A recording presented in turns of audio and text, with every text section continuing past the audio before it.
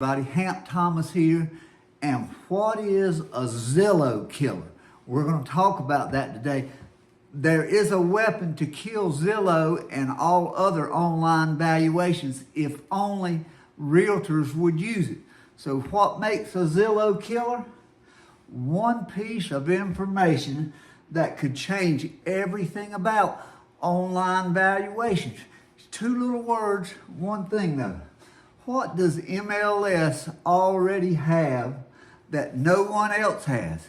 It's in MLS. Agents are required in most places to get the information, but nobody else has it.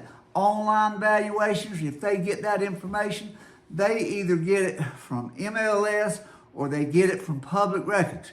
And the info in public records is wrong more often than not. Two words with a great deal of power. What are those two words? Everybody knows price per square foot.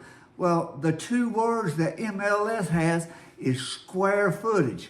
We all talk about data and all this information. Well, realtors control that information. Who creates square footage? The tax department doesn't have any dog in that hunt, if you will. They do it for tax purposes, not for precise square footage. Realtors do that, and they can either do it themselves or hire it done.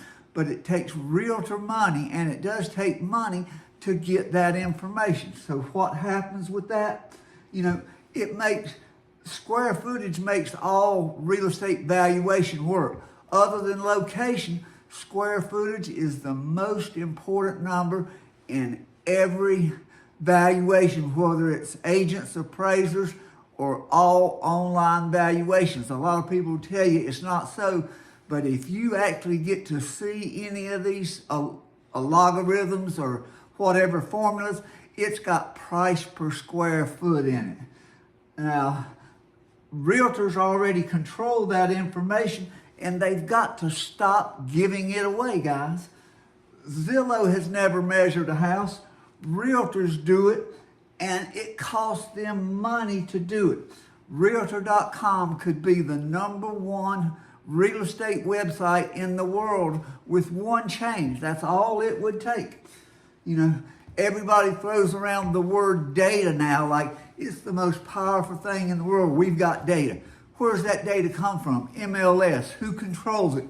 Realtors control it. What would happen? A light goes off.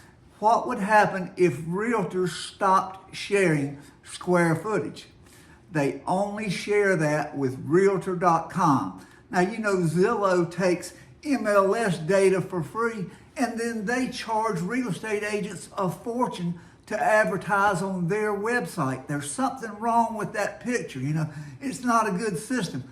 The information that you pay to create, you give to Zillow for free, and then they charge you to be on their site using your information. It doesn't make sense. It's not logical.